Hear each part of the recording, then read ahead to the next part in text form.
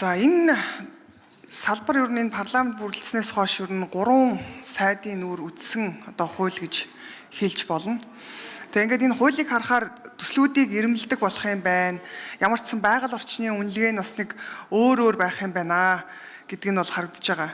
За энэтэй холбоотойгоор би нэг ноцтой нэг бас нэг надад асуулт байгаа. Байгаль орчны асуудалд одоо ер нь чөлөөлөх, хөнгөлөх, энэ үнэлэхгүй болох гэсэн ойлголт ер нь байх ёсгүй гэж бодож байгаа. Байгаль орчны өөрөө үнэлгээ бол одоо мэргэжлийн одоо зөвлөл, мэргэжлийн энэ процесс явагддаг ийм чухал одоо асуудал байдаг.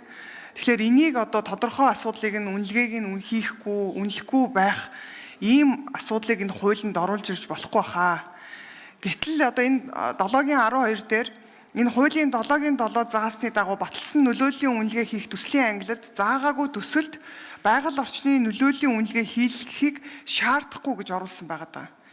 Байгаль орчинд яг энэ хохирол учруулахгүй төсөл гэж юу нь яг ямар төслийг та үнэлж гаргаж ирж байгаа юм бэ гэдэг дээр нэг хариулт өгөөд хараа.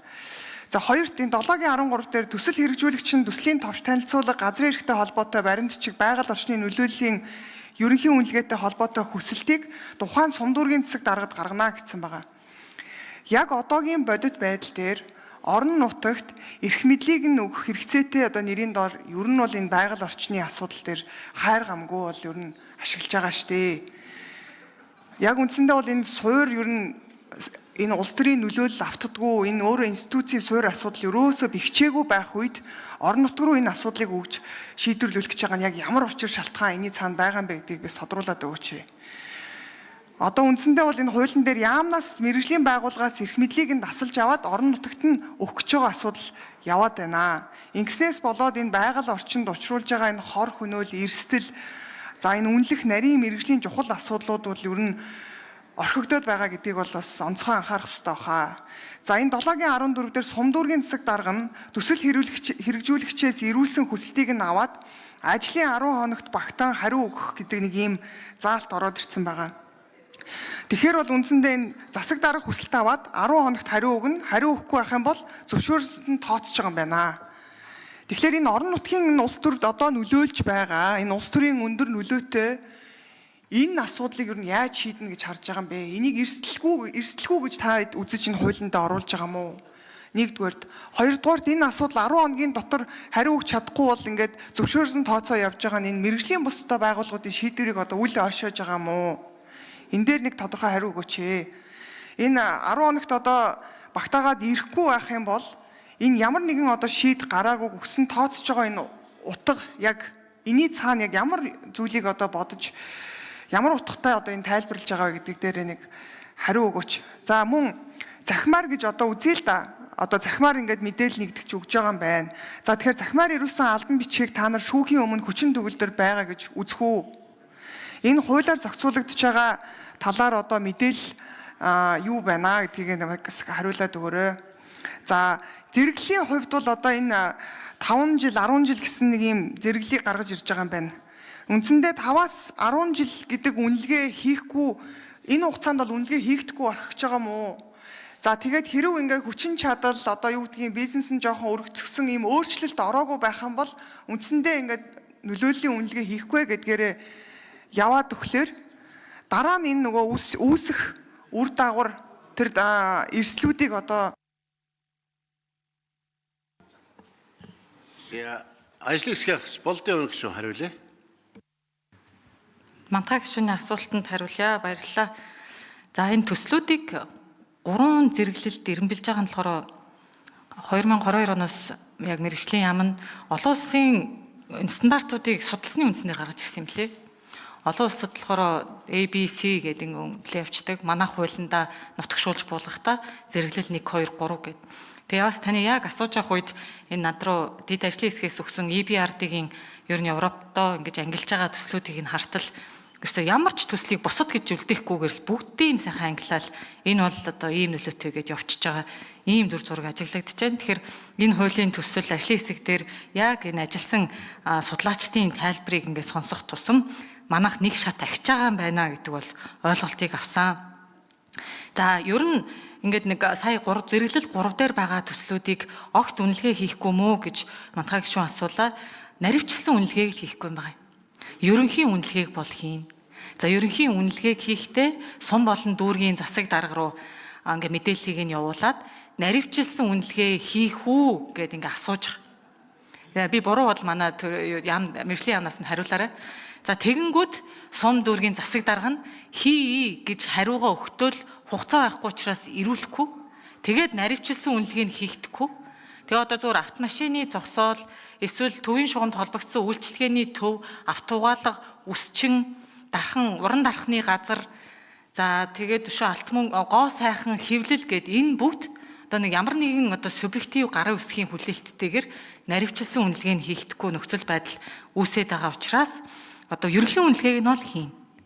Ерөнхий үнэлгээнээс нь наривчлсан үнэлгээ хийх юм бол засаг дарга нараас одоо зөвшөөрлийг авна.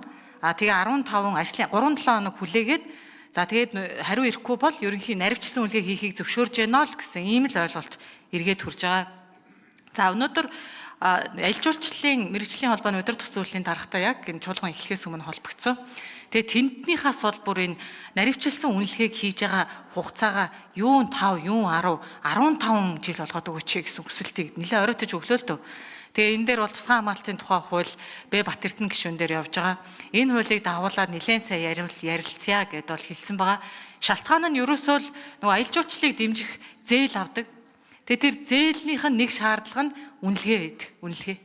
Тэгээ тэр зээлэндээ орж чаддгүй. Ягаад тэгэхээр үнэлгээнийх нь хөгшинтэй хугацаанд 5 жил байнгут тэр нь ингээд одоо зээл нь 6 жилээр гарна гэвэл ингээд шаардлагыг хангахгүй нөхцөл байдалд үүсээд байна гэд яг газар дээрээ хөрсөн дээрээ буухта манай энэ олон зөвшөөрөл, манай энэ олон үнэлгээ субъектив гарын үсэг айгүй их төв дудаж байгаа юм билэ. Тэгэхээр би харин ч салбарын яамаа нэлээд сайн гомдлуудыг авч үтсэн байна л гэж бодсон. Нэмэлт хариултыг өгөөрэй яамнаас.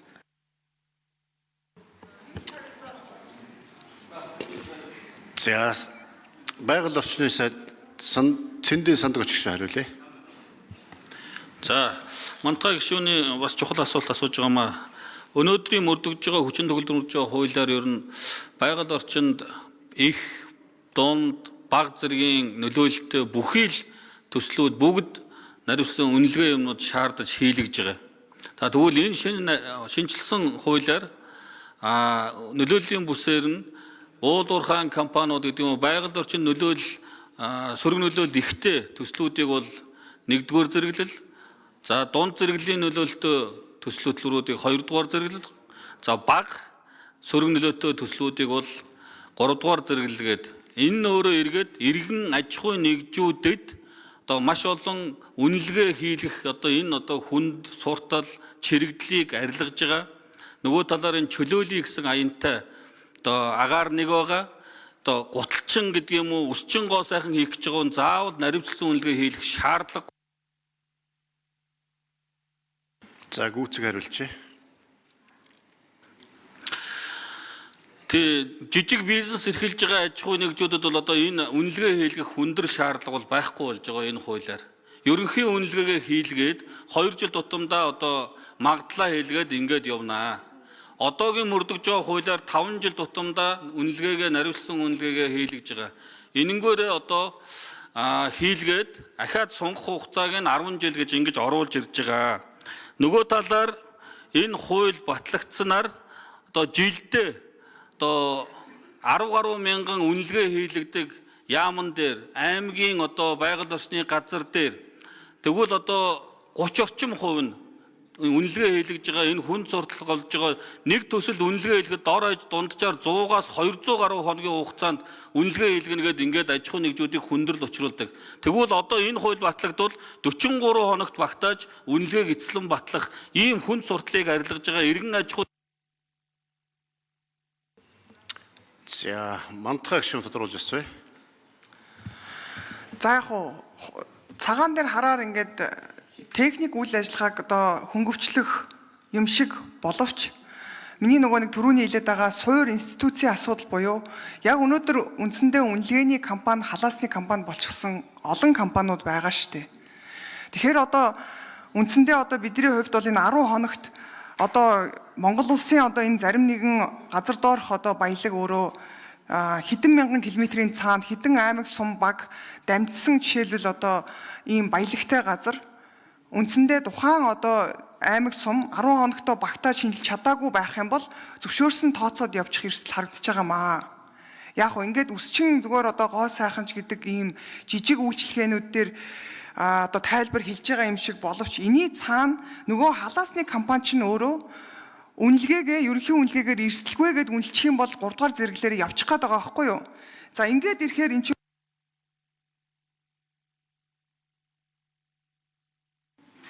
хариултаа. За санал хэлчихлээ. Ер нь бол бас Мантхай гишүүн ярьж байгаа бас үндэслэлтэй шүү. Тэгэл өөрсдийн хамаар бүхий компаниудаар үнэлгээний компани байгуулцдаг. Тэгээд тэрүүгээрээ үнэлгээ хийлгдэг. Тэдний дааж дэлгэхгүй мөнгө нэгдэг. Тэгээд үнэлгээ хийж байгаа гэдэг формалдж та халтуурддаг. Иймэрхүү бас асуудлууд байдаг шүү байгаль орчны яамныхаа. Тийм болохоор тэгээд гоё юм ярьчаад цааталтаа тийм үү. Энэ байдал чинь алга болох ёстой шүү. Энд анхаарцгаарай. За Оц сүрэнгийн